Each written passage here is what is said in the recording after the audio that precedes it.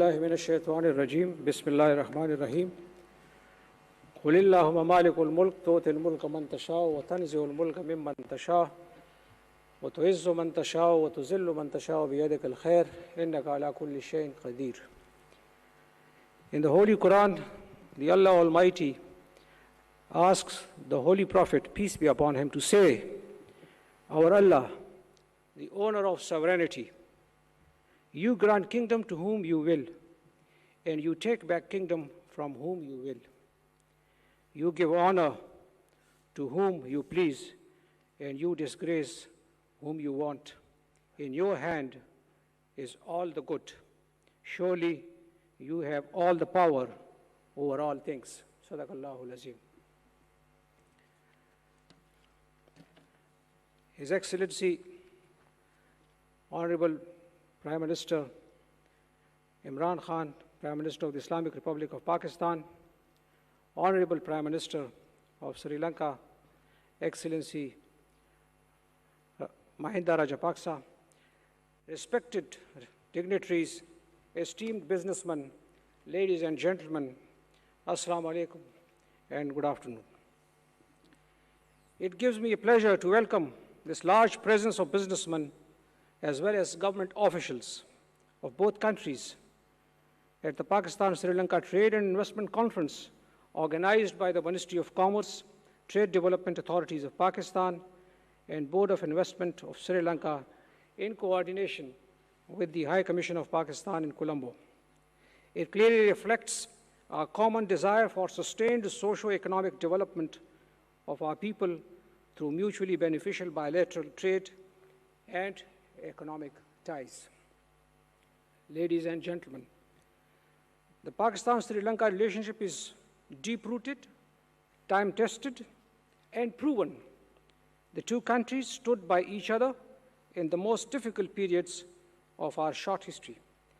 It's time that the benefits of that relationship are translated towards the economic development of our two people.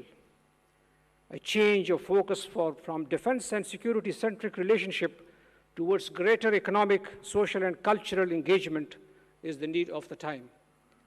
The two countries enjoy strong historical trade legacies dating back to the period of Ashoka, the Buddhist civilizations in the region, and the recent British colonialist period. These historical bonds need to be built upon to the benefit of our two people. Our free trade agreement, signed in 2005, need to be fully utilized to exploit the true potential and capacity of our countries. I am very hopeful that through the showcasing of our investment opportunities today, we would not only assist our business communities in enhancing our traditional imports and exports between our two countries in our respective areas of strength, but will also open new avenues of joint ventures between our businesses in various high-potential areas such as textile, manufacturing, pharmaceuticals, agriculture, information technology, and most important, tourism, including the religious tourism. The development of China-Pakistan Economic Corridor can be used as a new available pedestal to further accelerate our bilateral economic engagement for mutual benefits. I hope that the bureaucracies at both ends would catch up to and gear up to the vision and leadership that the two countries are bestowed with right now.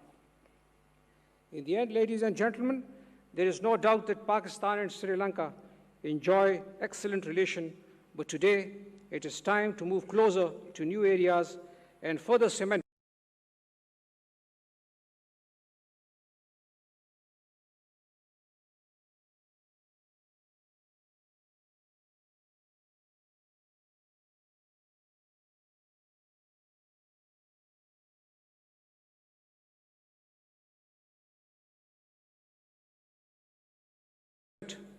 our relationship. I thank you all for your presence here today. Thank you. Thank you, Your Excellency. May I now request the Honorable Advisor to the Prime Minister of Pakistan for Commerce and Investment to share his views with the distinguished guests.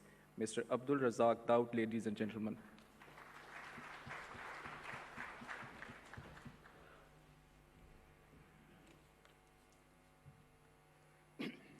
Bismillahirrahmanirrahim. His Excellency Mr. Imran Khan, Prime Minister of Pakistan, His Excellency Mahendra Rajapaksa, Prime Minister of Sri Lanka, Honorable Ministers from both Sri Lanka and Pakistan, distinguished guests, respected members of the business community, ladies and gentlemen. It is a great honor and a pleasure to be here at this trade and investment conference that has been organized by the Ministry of Commerce. The aim of this conference is to bring the business communities of the two countries together to be able to discuss and explore new ways, new ideas of finding new avenues and new opportunities for increasing trade and investment. The presence of the two prime ministers and the high dignitaries from the two countries is a testament of the importance the two governments are attaching to the trade between our two countries, and this is a wonderful feeling for all of us. Fellow businessmen and businesswomen, under the leadership of our Prime Minister, we have come here not to fear the future, but to shape it. And we feel that such conferences as this will begin the shaping of that future. Also, in shaping that future, I would like to raise a few points. We signed an FTA with Sri Lanka in June 2005. Since then, our exports have doubled, and our exports are now around $400 million. This seems good, but I honestly feel not good enough. It doesn't match the relationship that we have between our countries, and I feel that it should be much, much better. To further that trade through the FTA, we had a very constructive meeting with the trade minister today, and we discussed all elements of the PTA and the ideas of including services and investment as part of the FTA. We will be meeting again in April, and inshallah, we want to take all the points, their points and ours, and be able to implement them from our side in our budget in June this year. Ladies and gentlemen, an important and an interesting challenge, and a far-reaching one, is what I want to now talk about. Under the direct patronage of our Prime Minister, the Ministry of Commerce has been interacting extensively with Afghanistan and Uzbekistan on opening trade routes, free movement of trucking, and a PTA with each of the countries.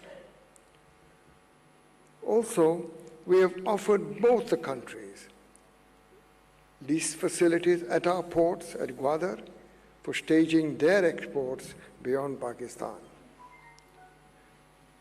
In the same manner, Uzbekistan has offered Pakistan a staging facility inside Uzbekistan at Derzmir, so we can also send our goods and be able to go beyond Uzbekistan into the Central Asian republics.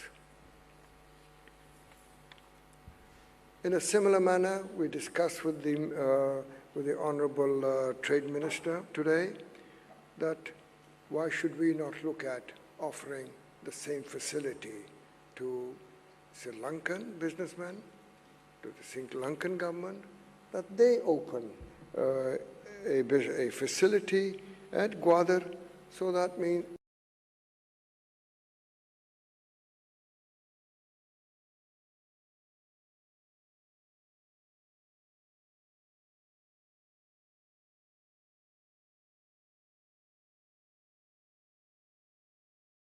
Exports from Sri Lanka can reach Gwadar and from there go beyond to the Central Asian republics and China.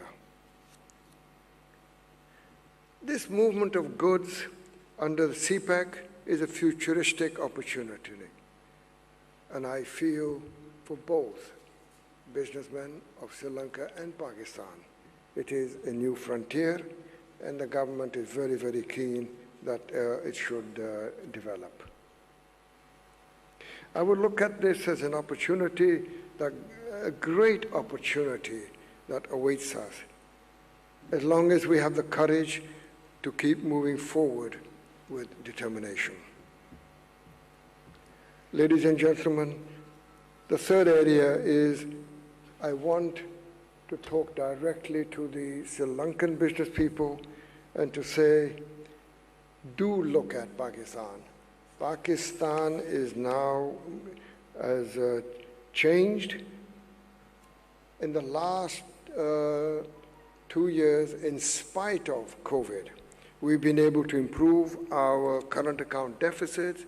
We've been able to build our reserves, improvements in our growth of investment. Just last year, we got foreign investment of $2.5 billion.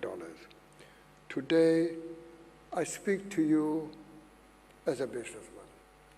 I can assure you, today, Pakistan has made a very dramatic turnaround, and the country is now in a rapid industrial growth right now.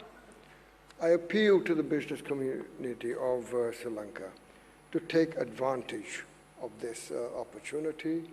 Things are dramatically changing, and as a businessman, please come over and take your share of the investment. How has this dramatic change come about? Well, one very important factor was that our management of the COVID crisis under the direct supervision of our Prime Minister, our economy has shown a remarkable turnaround.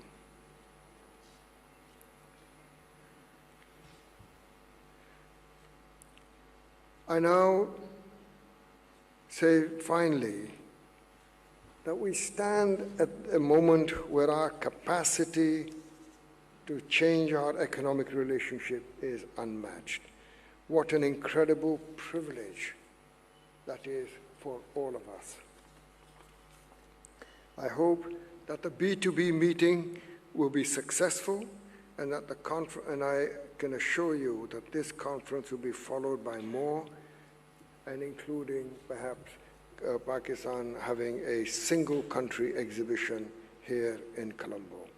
And we would invite all the business people to come to Pakistan, and please do come and feel the pulse of industrialization that is going on.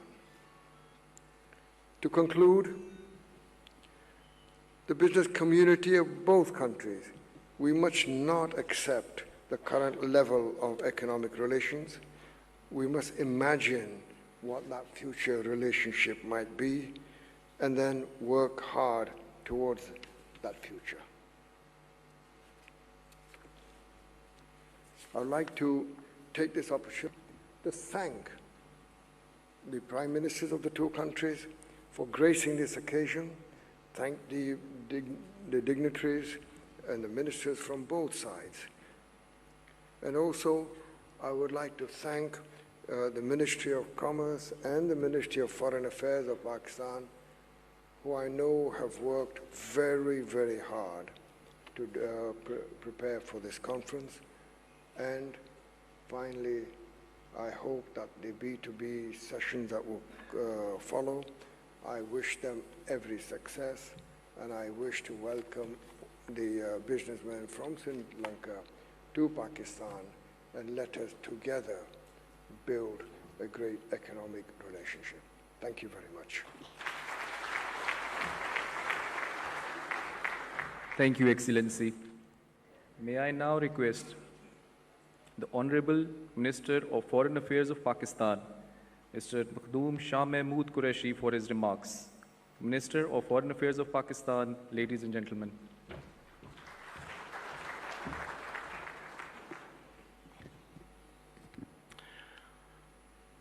Prime Ministers, Ministers of the Cabinet, participants of the first Pakistan-Sri Lanka Trade and Investment Conference, thank you. Thank you for participating in this first conference. I recall a year ago, we held a similar conference in collaboration with the Ministry of Commerce in Nairobi, Africa. In line with our Engage Africa policy, and it led to 7% growth in our bilateral trade in 1 year. So the potential, as the advisor of commerce was saying, is there. The FTA is there. We have to look at how to improve upon it, how to include new sectors into it to draw maximum benefit from it. When Prime Minister Imran Khan took the reins of government, all our economic indicators were pointing in the wrong direction. In 2.5 years, we have achieved, to a large extent, economic stability. And now, the Prime Minister is directing us to focus on growth, and that can only come through investments and enhanced bilateral trade. Pakistan has moved up a number of ranks in the ease of doing business. Prime Minister's government is facilitating investments in Pakistan. Incentives have been given to a number of sectors, particularly real estate and housing sector. Our focus has shifted from geopolitics to geoeconomics. We feel that Pakistan is geographically so located that we can take advantage of our geographical location. And we want to make Pakistan into a hub for economic activity. Transshipment, it's possible, it's doable. And our focus is peace, development, connectivity. CPAC is one example of that project that links regions and provides that regional economic connectivity that promotes trade, that promotes investment. The Foreign Office is there to assist, to facilitate, and the focus of the Foreign Office under the directions of the Prime Minister Imran Khan is economic diplomacy. Ladies and gentlemen, you're welcome to come to Pakistan, and you will see how hospitable Pakistan will be for you. Thank you. Thank you, Excellency. It is my privilege to request Honorable Mr. Ajit Newart Cabral, State Minister of Money and Capital Market and State Enterprise Reforms, to share his thoughts on this momentous occasion.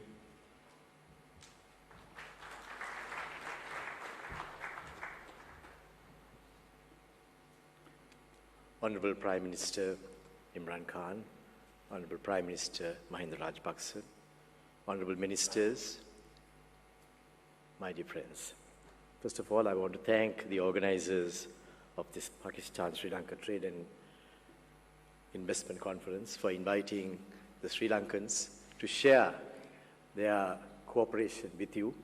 And I believe, as your Foreign Minister just mentioned, there would be great opportunities for us to move forward, and I'm eagerly looking forward to that. At the same time, I think it's a privilege to be able to speak when two Prime Ministers are there to represent their country's economic sphere, and I believe it's a very rare occasion to do that, and I'm actually very privileged to do that. Our two countries, Honorable Prime Ministers, have had a long way since we gained independence. You in 1947 and we in 1948. Over the last 70-odd years, we have broken free from many shackles of colonialism. We are finally beginning to think big into the next era where we are going to take our countries. I have listened to both speeches of the Pakistani Prime Minister as well as that of our own Prime Minister. And we have seen a thread which is common, where they are talking about bringing the poverty down, making sure that the fruits of development reach every sphere of the country's people, and those are very important outcomes that we all need to be looking at. We are also very concerned about the people of our country and about the destinies that they would carry for the future. Since 1947, Pakistan has been independent and we have been independent. But by 1992, in 45 years, Pakistan was able to win the World Cup under your current Prime Minister. We used to be very happy to watch him play cricket. Only when he plays cricket against us, we were not very happy. But nevertheless, we have been delighted with the exploits of Pakistan. Perhaps as a result of that, we also took the courage, and by 1997, 49 years since our independence, we beat Australia to become the champions. You beat England to become the champions. And those two countries, which were the two countries that started cricket, were both beaten by two countries of the subcontinent, Pakistan and Sri Lanka. So I think we have shown the world that we can do it. And now we are in the process of doing it. But we have not done so well in our cooperation with regard to trade and investment. As your foreign minister just mentioned, the targets that we have set for ourselves seem to be quite low, in my view. We shouldn't be looking at $300, $400 million of trade and investment. We should be looking at a lot more. The relationships that we have, the friendships that we enjoy, the way in which we have cooperated with each other tells us that we should be talking about trade and investment in the billions. Let's see whether today would be the day where we start on that journey, that today we will find ways and means by which we can cooperate to bring up those numbers that we should be actually reaching out to. We can cooperate, Honorable Prime Ministers, in many ways. We all have understood that there is a resource gap within our countries, and that resource gap has to be filled with investment. In the past, in the colonial days, many of those countries that have reached very high per capita incomes today didn't have to have the resource gap filled with investment. They had the ability to go to other people's countries and take resources, and today they have reached the levels that they have. But we have not had that situation. We have to reach out for resources, we have to invite investment, we have to take loans, and we have to reach out and make sure that our countries progress. So let's see how can we do that. We have to make sure that we invest in each other's countries. I was a former governor of the central bank, and my experience there tells me that we have been for a long time investing in the Western countries, investing in A-rated countries, which are given by various rating agencies, and we get 1% return. But when we go to borrow, we pay 7% return. We have to pay a 7% return. So we have, at the outset itself, we have an interest differential of around 6%, which we carry right throughout. So if you have reserves of $10 billion, Honorable Prime Ministers, you will have a 6% negative return on the total reserves that you have. $600 billion is a lot of money. So I think we need to now think differently as to how we can cooperate with each other, where we can invest in each other's countries. Your State Bank of Pakistan, our central bank, should now be looking at ways in which we can cooperate. Those are the basics in cooperation. We must reach out for trade within our private sectors, no doubt. It's a very important part.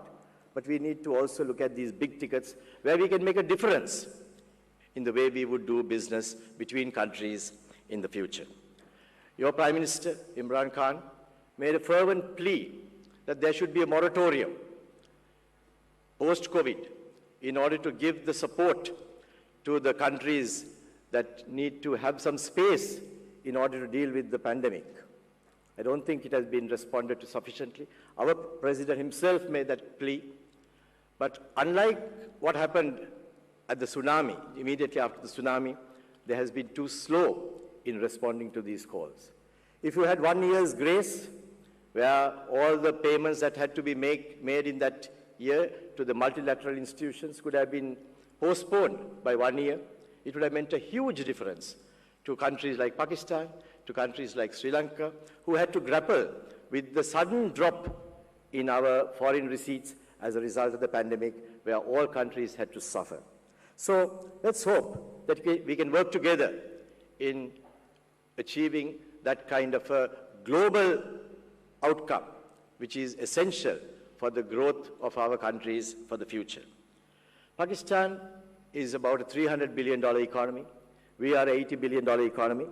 And I think today, if we can work out schemes where we can have a trade relationship of at least $1 billion and then reach out further, would be a great day for both of us. Let's make it preferred destinations. Let's make Pakistan as preferred destinations from Sri Lanka, and Pakistan in turn to do so for Sri Lanka as well. Let's visit each other. Let's play a little more cricket as well. Maybe club teams, school teams, over 50 teams. Maybe I can also participate then. Women's teams.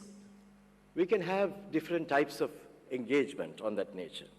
We can have exchange of students. We already have that. We have to be grateful to Pakistan for providing 1,000 scholarships to our own kids who can now study there. Let's make films together. Let's invest in each other's instruments. Let's organize.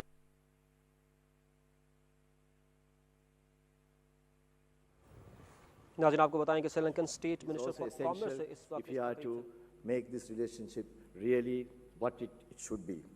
Sri Lanka is also emerging as from economic stagnation, which we have gone through for the last 5 years. I'm particularly impressed with your foreign minister's position, where we should now move from geopolitics to geoeconomics. And why not? I think that's an excellent trend for us to maintain together. And whilst we are reshaping our economy, we would keep that in mind, Honourable Minister, because I think it would be an important way in which we could make sure that we can take forward our own country's economies. Sri Lanka has been able to go through a difficult period with the COVID pandemic, but yet maintain our low interest rates, maintain our rupee. Gradually appreciating our currency would be one of the steps that we would be taking for the future. A continuous pipeline of investments would be also looked at by us, the same way that you are. So come invest with us as well, the same way that Sri Lankans could invest with you. We have the port city, which is an exciting project. We would like you to come and consider making investments there, taking up positions there. We have the Hambantota industrial zone. I know you have some great industries going in Pakistan. You have the pharma industry, the pharmaceuticals. I met some of them last night, and it was a wonderful conversation that we had. Let's see whether we can have partnerships there. And let's promote a sustainable South-South dialogue and a South-South partnership. One of the best economists of Sri Lanka, way back in the 1980s, Dr. Gamini Korea, who was the Secretary General of UNCTAD, was the man who proposed the South-South cooperation. Unfortunately, that didn't get enough traction. But I think today would be a good day for us to bring that back, take that initiative forward, and that would be a great tribute to a great man, and I think we owe it to him as well as to our own countries.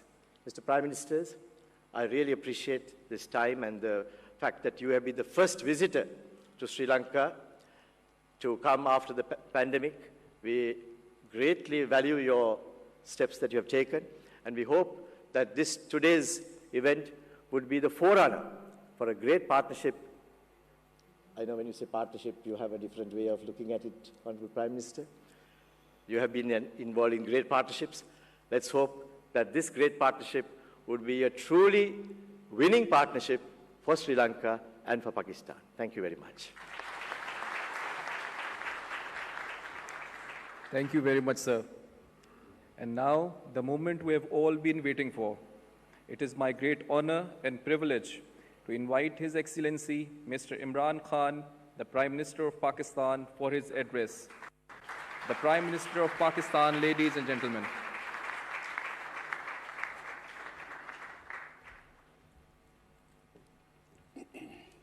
Bismillah ar-Rahman ar-Rahim. Honorable Prime Minister, ministers, members of the Sri Lankan business community and our visiting businessmen from Pakistan, ladies and gentlemen. First of all, I want to thank the Prime Minister for one of the most enjoyable evenings I had in a long time last night. Partly because, of course, Corona, we never had evenings like that. But it was good to see the cultural show and a really relaxed evening, and not to mention the amount of food that I consumed that I haven't had for a long time. Ladies and gentlemen, my motivation in politics was only one: poverty alleviation. I struggled for way back in almost 25 years ago. I entered politics because I felt that the best way to reduce poverty in our country would be to set up a welfare state. Before entering politics, I had built a cancer hospital in Pakistan, and the only reason to build the hospital was that poor people could not afford the very expensive cancer treatment. So therefore, the idea to have a cancer hospital where a poor person could go in and not worry about the expensive treatment. But during that time when I was building the hospital, I began to realize that in a country of right now 220 million people, the only way you can help the majority of the poor people is if you build a welfare state. And so that was the motivation. And today, I must say, I had a very good conversation with the President because I realized that he also was motivated by poverty alleviation. And so the current problem in Pakistan, which we face, is food inflation. And so we were discussing how to bring down the prices of food items. And so we came up, he told me how he went to China, and he actually visited various farms from where he discovered that how the Chinese how they had reduced the gap between the wholesale and the retail. So previously, and in our country right now, what the farmers produce and what that produce is sold in the retail shops, there's a huge gap. And so the Chinese reduced that gap through technology.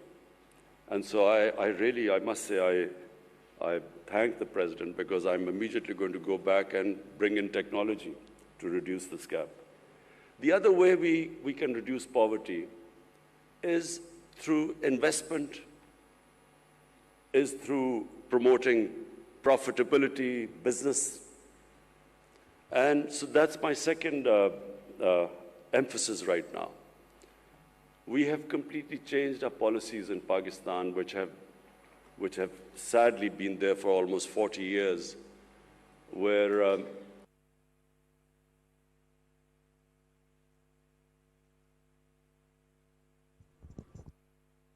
the whole government structure, the bureaucratic structure, evolved such that it was an impediment in the way of investment and the business community. So this whole mindset we have been trying to change in the last 2 years, and removing all the impediments, which translates into the expression ease of doing business. And we have really improved 28 spots. We've come down. Our ease of doing business has improved according to the World Bank. And so the whole idea is that we generate wealth, and from that wealth we can then spend on the bottom half of our population and lift them up from poverty, which is actually what China did. And China, I must say, one thing I admire about them is that no country in human history has ever taken out almost 700 million people out of poverty in 30 to 35 years. It's never been done before. And so this is something which, your president and I had a long conversation. And of course, I've been emphasizing since we've come into power. So the reason behind backing our businesses, the business community and investment, is that if the final goal is to alleviate poverty, create wealth, alleviate poverty. The third thing you need to create wealth in any country is stability, is political stability, is having good relationship with your neighbors. Because one thing which Sri Lanka and we have had in common is that whenever you have conflict or terrorism, as Sri Lanka and Pakistan suffered from, then the first thing that it affects is the business climate, is investment, and in your case, tourism. In Pakistan also, but our tourism, of course, is not as developed as in Sri Lanka, but tourism also gets affected, and of course, Sri Lanka has suffered from. So, immediately when I came into power, I approached our neighbor, India, explained to them, to Prime Minister Modi, that the way forward for the subcontinent is for us to resolve our differences through dialogue and then improve our trading relationship and diffuse the tension. I didn't succeed, but I'm optimistic that eventually sense will prevail that the only way we in the subcontinent can get people out of poverty is have trading relationship, improve our trading relationship, live as civilized neighbors like the Europeans live. Germany and France have, God knows how many wars they've fought and how many millions have been killed fighting each other. But today, it's unthinkable for them to have a conflict because they're so interlinked together because of business. They're so interlinked, the trading ties are so strong, and especially after the European Union, that it's unthinkable that these countries could ever have another war. So similarly, my dream for the subcontinent is that we resolve our difference, and our difference is only one. It's the Kashmir issue. All we want is it to be resolved according to the United Nations Security Council resolution. And this can only be resolved through dialogue. What we've seen in the world in the last 20, 30 years, that when you have conflict between nations, it only breeds more conflicts. A nation goes into war to supposedly to solve one problem, they create 5 other problems after that. You have a war and the US goes into Iraq to finish off supposedly Al-Qaeda, but then you have ISIS in return. So conflicts are no way of solving problems. And I again give the example of China because President Xi specifically spoke to me. He said he also has problems with their neighbors. But all these problems are subservient to trade. Everything is subservient to investment and well-being and business. And so the same thing should apply in the subcontinent. We need to resolve our differences through dialogue, not through conflict. Because eventually, when you do not trade, when these huge, the subcontinent with almost 1.3 billion people, imagine the potential it has. It is one of the biggest markets. And the only thing, in my opinion, keeping it where it is right now, unfortunately, is that our inability to resolve our political differences through dialogue. I also feel that, and I want to believe that Pakistan can play its part in reducing the rising tensions between the United States and China. Some 50 years back, it was Pakistan which opened up China for the United States. It was Pakistan who organized the meeting between Henry Kissinger and the Chinese. So we hope that we can again play our part. We'd much rather be a country which, rather than becomes part of rivalries between countries, we actually become a country that brings other nations and humanity together. Back to Sri Lanka.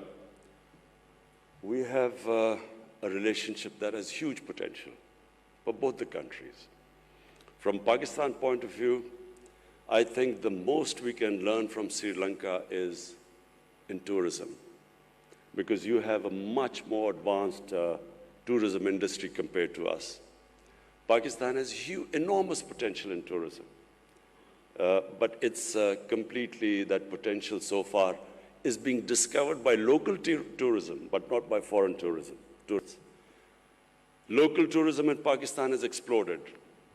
There are not enough hotels, guest houses to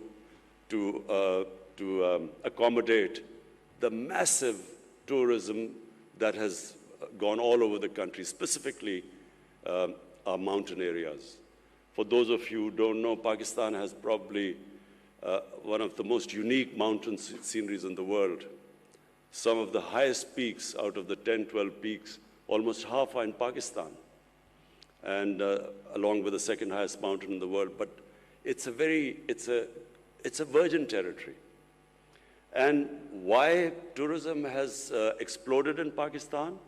Because of the mobile phone. People go with a mobile phone, take pictures, put it on their Facebook, and that's how tourism has exploded locally. But I have been to a resort in Sri Lanka, and the way Sri Lankan tourism is on a different level to us.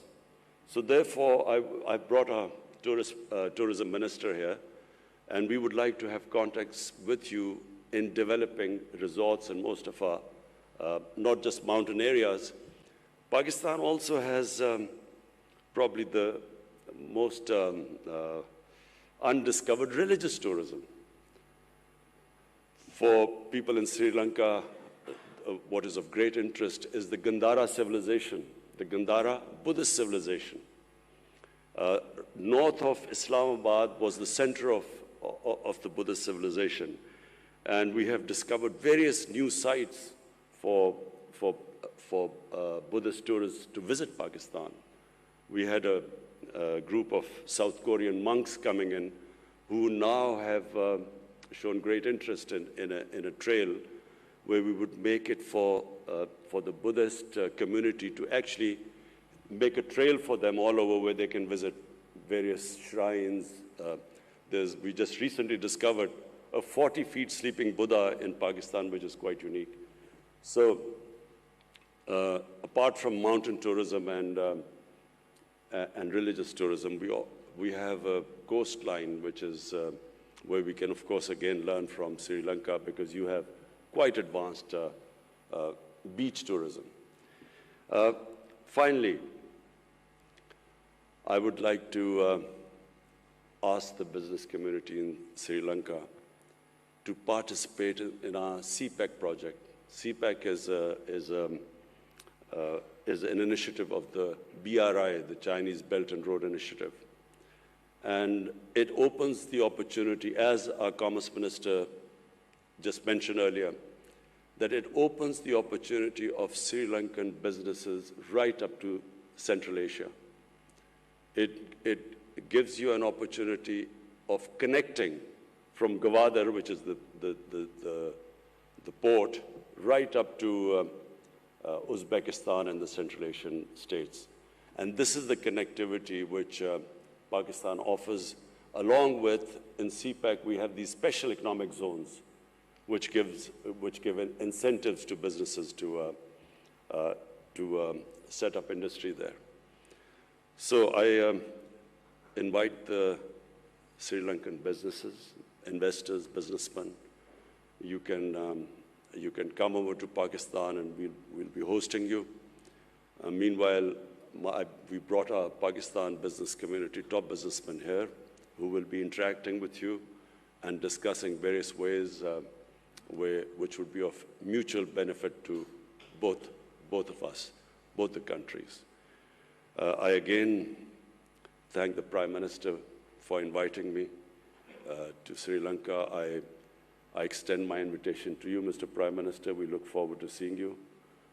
And finally, about cricket, I saw the evolution of Sri Lankan cricket team from a non-test playing country into a country that actually won the World Cup in my hometown, Lahore. And I never thought I would see that happen.